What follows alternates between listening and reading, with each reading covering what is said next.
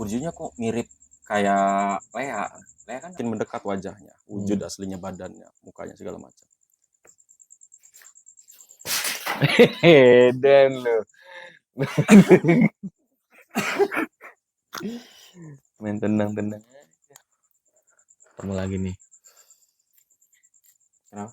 Ketemu lagi nih. Kayaknya masih banyak cerita lu nih kayaknya nih. Penasaran gua mah. Cerita apa tuh? Ya itu kayak apa? Ya kayak cerita horornya gitu. Kayaknya lu banyak pengalaman horor. Horor yang mana nih? Wih, banyak nih kayaknya ditawarin yang mana nih. Aduh. Yang mana aja lah, lu mulai dari mana aja boleh.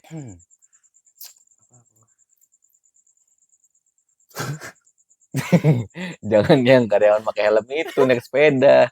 Itu mau gue tembak itu. Gue tembak itu kepalanya hilang udah itu.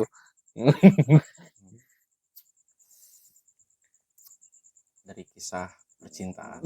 Oh gitu percintaan. Oh. Jadi lu mau bahas percintaan. Oke. Bukan, ini horor. Oh horor. Tapi berkaitan sama percintaan. Asik. Semoga aja mantan gak nonton. Wah, tanya gimana? Awal kisahnya tuh dulu, gue pernah punya pacar orang Surabaya. Namanya Nia. Iya. Panggilan, harusnya samaran aja itu mah. Oh iya. Gak usah dikasih. Lupa gue ya. Ada sensor aja. Gitu ya. Ya namanya itu.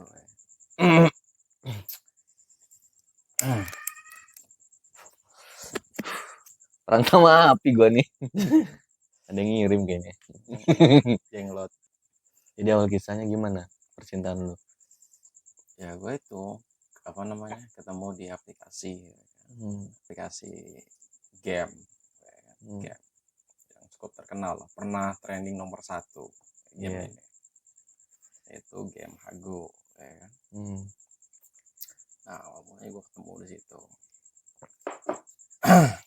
Ya ngobrol biasa dan sebagainya, hari demi hari ya kan, bulan demi bulan, pendekatan, ngobrol, akhirnya menemukan sebuah rasa ya. Akhirnya menjalin hubungan LDR. Nyaman lalunya ya, jadi mutusin ya menjalin hubungan walaupun jauh gitu kan. LDR, singkatan LDR tahu? LDR long distance. Nah itulah pokoknya. Kejadian awal mulanya kenapa bisa gua kena hal seperti itu, yaitu adalah black magic ya. Black magic atau bisa disebut orang sini mah santet gitu kan. Santet itu juga termasuk. Itu kejadiannya awal mula di malam Jumat. Kisah gua di sekitar 4 tahun yang lalu. Tapi tunggu, itu sebelum kena black magic tuh hubungan kaliannya baik-baik aja kan maksudnya gitu? Hubungan gua tuh baik-baik aja. Maksudnya kejadian apa yang kok sampai ada black magic kayak gitu ya? Nah jadi gua tuh pas malam Jumat di kurang lebih 4 tahun yang lalu, gua habis pulang kerja shift 2, otomatis pulang malam ya kan, sampai rumah sekitar 11:30-an. 12 gue nyampe rumah, gue tidur sebentar, bangun sholat tahajud ceritanya. Itu lagi rajin-rajinnya. Itu sholat tahajud ceritanya? Bukan, memang kenyataannya gue sholat tahajud. Kira baru ceritanya. Sholat tahajud. Nah habis itu gue tidur tuh baring-baring tuh, baring-baring. Beberapa menit kemudian gue tiba-tiba diterkam sama makhluk. Keren. Terus tahu nggak apa makhluknya itu? Enggak. Genderuwo. Genderuwo ya? Genderuwo. Awalnya dia nggak nampakin wujud mukanya. Di mimpi? Asli, real. Posisi gue tidur kayak celentang kayak gini, gue diterkam. Tangan kanan, tangan kiri gue dipegang kayak gini. Posisi lagi berbaring. Dan gue mencoba bangun, akhirnya dia semakin mendekat wajahnya, wujud aslinya, badannya, mukanya segala macam.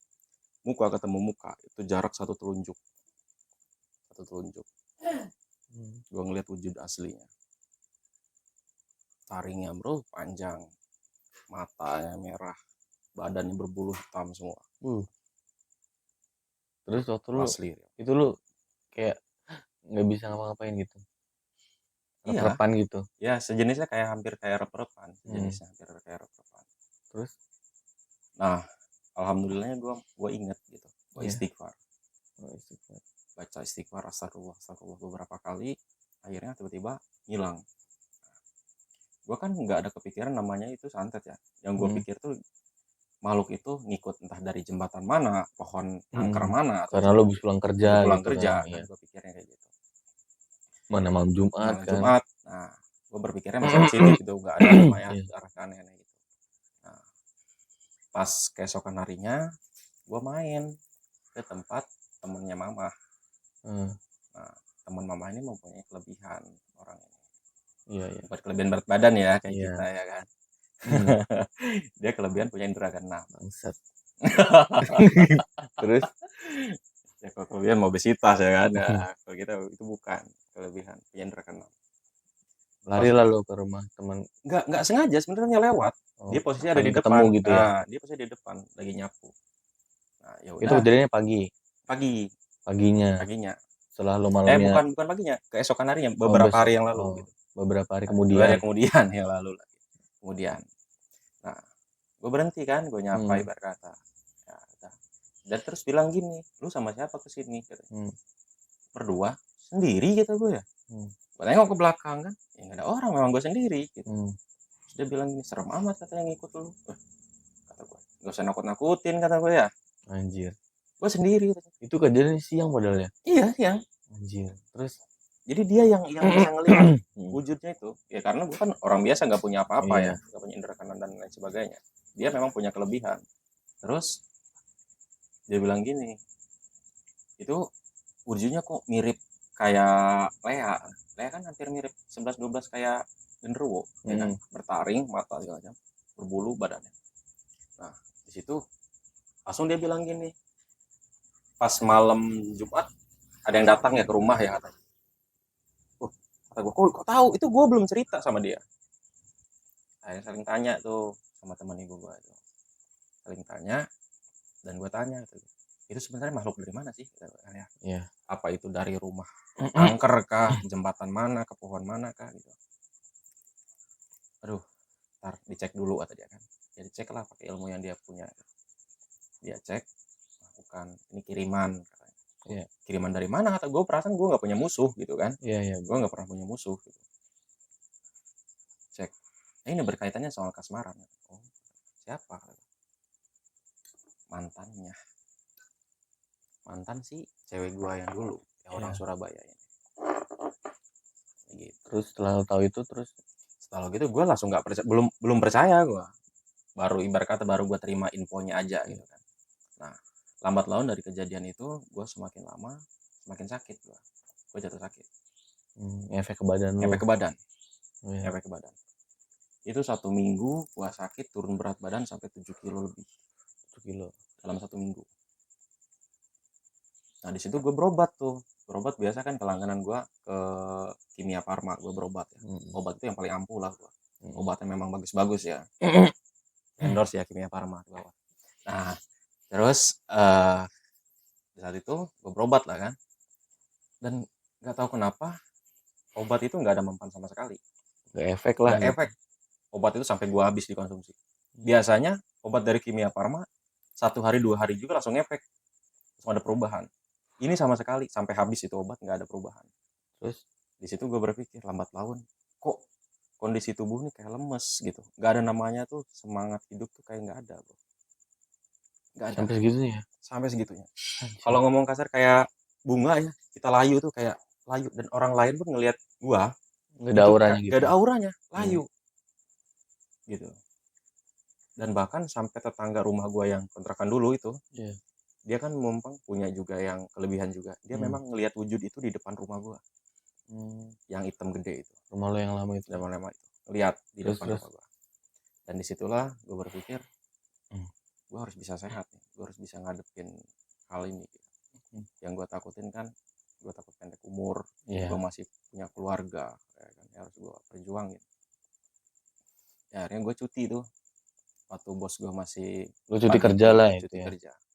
Gue cuti kerja berapa hari tuh gue pulang kampung, gue ke Cianjur.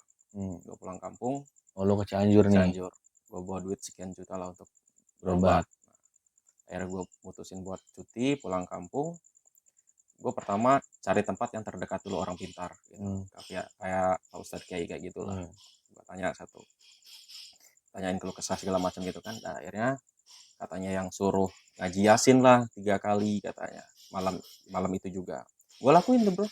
Pulang dari situ gue ngaji Yasin 3 kali, gue hafalin sama bakar apa tuh, ada yang dia kasih suruh dibakar nantinya. Oke, gue lakuin, tapi nggak ada perubahan itu satu, ya kan, gue lakuin. Datang ke satu guru nih Satu itu sama sekali belum ada reaksi apa-apa ke gue. Gue masih belum puas kan, karena belum ada efek sama sekali ke gue. Gue cari lagi info lagi di mana ada orang pintar lagi. Cari, gue nanya lagi, dan hasil jawabannya itu sama, ini kiriman dari sang mantan itu, hasil terawangan hasil dari terawangan guru nih. si gurunya ini. Oke, kata gue terima. Terus yang kedua nih ngasih apa? Kalau yang kedua ini nggak ngasih apa-apa, dia cuman ibaratnya doain dari dia aja lah gitu. Oh gitu. Itu kan kejadian udah lama, gue agak sedikit lupa ya. Terus ketiga gue lakuin sampai yang keempat, dan itu hasilnya sama, jawabannya sama. Lu sampai ke-4. Nah, yang keempat gitu ini ya? cuti gue udah habis ceritanya bro. 4 udah ke 4 kiai, hasilnya sama, jawabannya sama, dan gue belum ada reaksi apa-apa, perubahan dalam badan gue. Akhirnya gue mutusin telepon bos, minta tambah cuti, masih ada urusan di sini. Akhirnya gue mutusin untuk tambah cuti. Gue cari informasi yang paling bagus kiai di mana yang ada nih. Cianjur. Akhirnya gue nemuin informasi kiai di Cianjur, ada yang bagus tapi jauh di pelosok. Oke, gue minta antar tuh sama tetangga itu. Berangkat lu ke sana. Berangkat gue ke sana. Nah, udah lama tuh, jauh perjalanannya, pelosok bro, di kampung-kampung dalam pelosok. Gue nanya lah ke tukang ojek, Pak, tahu Ustadz ini enggak, orang pintar ini, katanya. Jadi orang pintar ini bro, istrinya 3 dijawab 4 gitu. Iya bener. Terus pas gue nanya ke tukang ojek gitu, oh maaf Pak, itu udah meninggal katanya orangnya. Aduh, kata gue, emang ada urusan apa ya kan, kata tukang ojeknya tuh. Iya Pak, mau ini ada urusan, mau bertanya sama orang, ya orang pintar. Bapak tahu nggak, ada lokasi lain nggak gitu kan, atau ada orang pintar lain nggak yang terkenal, yang bagus gitu. Akhirnya alhamdulillah dikasih petunjuk. Oh ada Pak, saya Pak, katanya. Sini katanya. Oh iya Pak, minta tolong Pak, arahin gitu kan. Akhirnya dituntun tuh sama dia bawa motor, gue bawa motor itu lah sama tetangga gue. Diarahin tuh lebih jauh lagi bro, masuk lagi. Akhirnya nemu lah, jadi kayak bentuknya tuh kayak pesantren gitu. Punya yayasan gitu ya, punya yayasan gitu. Itu yang punyanya Ibu Haji siapa tuh lupa gue, di daerah Cianjur. Akhirnya gitulah gue ngantri itu ya kan, pasien biasa ngantri. Dan gue nemu beberapa pasien juga yang banyak yang untuk usahanya lah, untuk karir dan lain sebagainya gitu. Gue ngobrol datang ke situ yang lah. datang ke situ. Dan bahkan gue ngobrol tuh banyak artis juga yang datang ke situ bro. Ada foto-foto artisnya juga di situ yang pernah datang. Orang-orang ternama lah. Orang-orang ternama lah. Yang entah ada yang menjadi dewan segala macam kayak gitu. Ada. Terus sama terawangannya. Nah, terus akhirnya giliran gue lah yang masuk ya kan, yang ketemu ini ustazahnya lah, kata pintar. Akhirnya gue masuk tuh, dia langsung tahu itu, langsung ngebaca gitu. Oh akhirnya udah gue cerita, aduh katanya, ini mah lumayan katanya, lumayan bahaya. Apa tujuannya, maunya apa, katanya sini. Ya saya pengen sehat lagi Bu. Saya pengen sehat lagi Bu, karena ini benar-benar bikin ngedrop badan gitu tuh, efek ke badan gitu. Saya udah berobat juga nggak ada perkembangan sama sekali, ganggu kerjaan lu. Dan akhirnya dia bilang, ya ini mah bukan urusan medis ini mah gitu kan, ini non medis nggak bakal kedetek, nggak ada penyakitnya. Dan akhirnya coba tuh dilakuin pengobatan yang dia dengan cara dia gitu kan. Terus gue disuruh mandi kembang bro. Suruh mandi kembang 7 rupa. Itu kejadiannya hari itu juga. Itu kejadian pas malam Jumat di situ. Pas malam Jumat. Itu gue dari sore sampai malam itu bro di situ. Di malam Jumat atau malam Jumat lagi? malam Jumat di situ gue mandi kembang tuh. Berarti itu kejadiannya seminggu nih lah ya. Lo kena kiriman Iya. nih. Terus Bukan seminggu, lebih dari lebih. seminggu. Anjay. Udah hampir 1 bulan. Terus? Nah itu gue mandi kembang. Nah itu habis mandi kembang itu seketika gue fresh kayak orang lu baru bangun tidur mandi seger gitu. Itu Iya. kayak gitu. Sebelum mana ada, nggak ada bro. Mandi biasa tuh ya biasa aja, nggak ada. Layu masih tetap kayak layu. Tapi ini Lemes seger, lah ke badan lemes. gitu.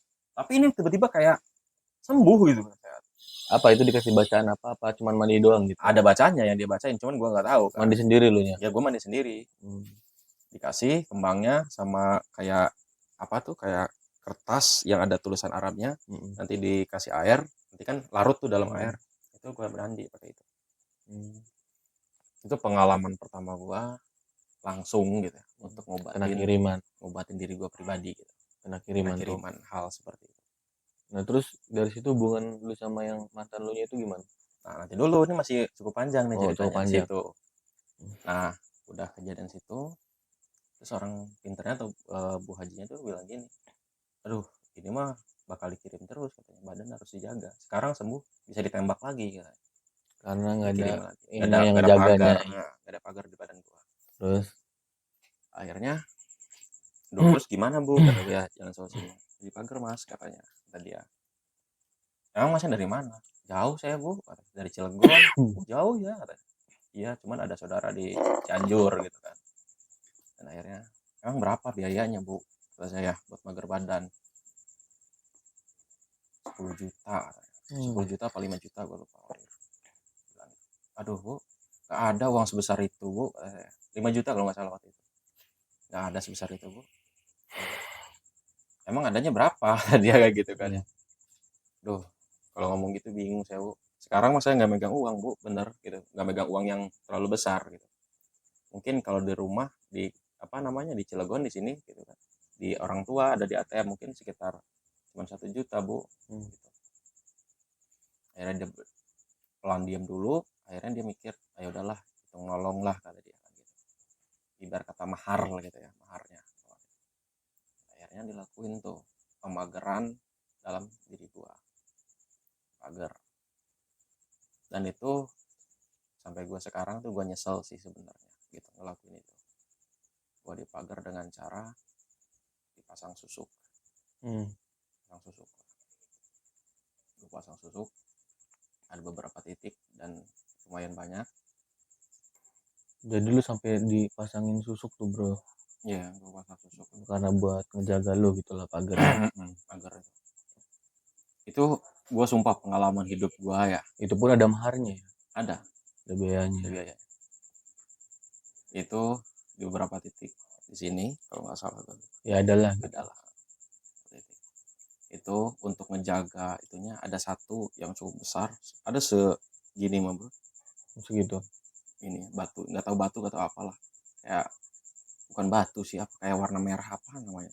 Itu ditaruhnya untuk magar badan di sini. Iya. Di belakang. Itu hilang bro, masuk ke badan. Itu pengalaman hidup gua. Kayak di TV-TV kayak gitu tuh, gimana sih? Itu asli real, gua sendiri ngalamin. Dan selebihnya gue dipasang susuk juga untuk menarik lagi si cewek ini. Karena apa? Si cewek ini juga dikirim, di pelet balik sama si mantannya. Iya, biar kesem-sem lagi. Kesem-sem lagi biar balik lagi.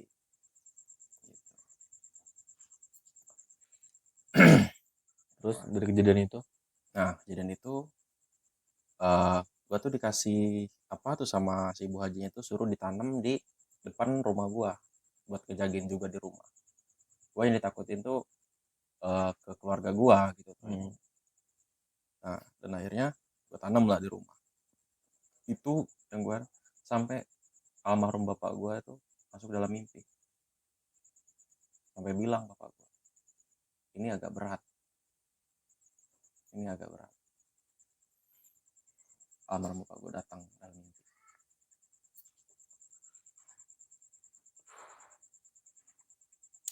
Gila, bisa sampai kayak gitu ya?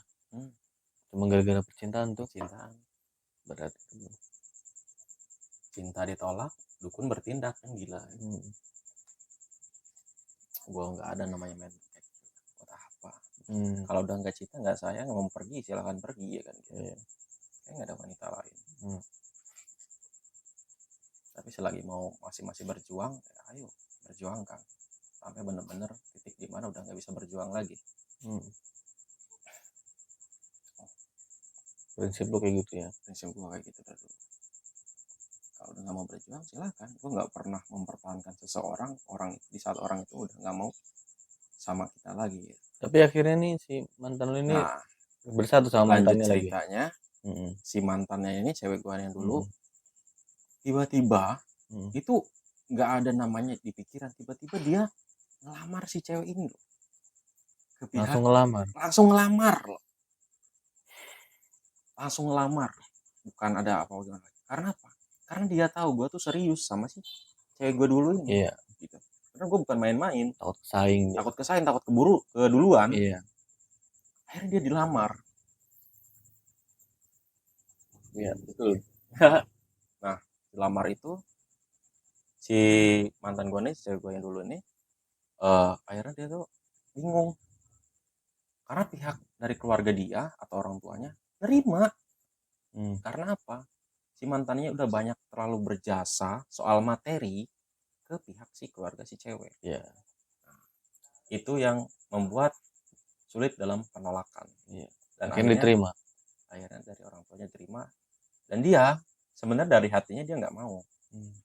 Cuman nggak mau kejadiannya udah seperti itu, ya harus gimana lagi? Dia nerima dengan keadaan. Dan lu tahu nggak bro, gua seumur umur paling galau gitu bro. Iya. Tahu kan, gue nemenin lu. Gua beberapa hari gua ngurung di kamar, gua nangis bro, kayak orang bego. Yang lu nangis itu kan di ruang meeting itu, kesegukan. Emang ada gua dulu. Ada anjir. Iya kan? Kata gue siapa itu anjing? Merinding amat gitu. Siapa yang nangis ya kata gue? Bang Arif lagi main game lagi. Kata Bang Arif, coba cek. Wah kata gue, dulu nangis bang.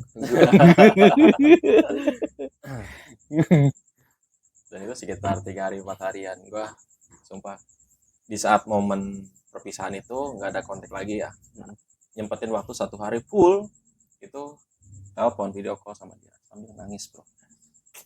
Asik. Gue nangis dia nangis. Asik gitu. Ya sebenarnya ya itu nggak mau ini terjadi, cuman mau gimana lagi gitu. Dia nggak bisa nolak karena memang ya itu. Tapi gue pernah bilang sama dia, kalau hal tersebut soal materi yang udah pernah dia berikan sama lo yang memberatkan perpisahan si mantan ini nih, tanyain berapa jumlah materi yang udah pernah dikasih, gua ganti. Ya meskipun gantinya nggak tahu minjem ke bank gitu. Intinya gua ganti gitu, gua tanggung jawab. Tapi gua bilang nggak gitu, saking apa, saking gua memperjuangkan si wanita ini nih. Waduh gila sih. Sebegitunya lo ya, kalau emang udah bener-bener ya, perempuan gitu ya. Kalau udah sayang gitu. Sama halnya pun dengan yang sekarang gitu. Yang sekarang ini yang di Manado. Lu jaga tuh ya. Jaga. Tahu sih gue ceritanya itu. Tahu juga. Gila banget sih perjuangan. Cuman ada di satu titik kalau ngomong jenuh ya jenuh. Iya. Jenuh dalam artian LDR. Jauh. Dan udah bukan setahun 2 tahun bro. Bukan beda kota lagi, beda pulau. Iya. Sekitar 4 tahun, hampir 4 tahun. Hampir 4 tahun ya? 4 tahun. Udah lunas 2 motor itu? Udah. Yang di Manado ini. Cantik bro. Ya kalah cantik lah. Yang penting mah hatinya lah. Nah itu. Kalau soal cantik begini bro ya, yang udah gue alami. Mungkin lo juga udah pernah ngalamin. Mungkin kalau sebelum dimilikin ya kan, atau dijadikan satu pasangan, itu kayak wow banget gitu. Kalau udah dimilikin ya bisa aja gitu tuh. Ya maksudnya cantik cuman ya nggak terlalu seperti yang sebelum kita milikin. Jadi secara adalah isi hatinya, perilaku, kepribadiannya. Karena percuma kalau cantik, kalau nyakitin buat apa? Dan kalau soal physically lambat laun dia akan menua. Physically itu? Ya, physically. Bukan basically ya. Jago juga bahasa Sunda lu. Itu Arab itu, bro. Terus? Nah, aduh, kayaknya adalah gitu, pengalaman yang cukup mengesankan dan membuat kesan. Tapi itu pasti ada kejadian sebabnya itu ya sebenarnya tuh. Sebab dalam ya maksudnya kan ada sebab ada kejadiannya lah itu. Masa lu tiba-tiba bisa disantet gitu? Ya itu Nah karena itu kita lanjut aja part 2 nanti, oke? Oke, siap.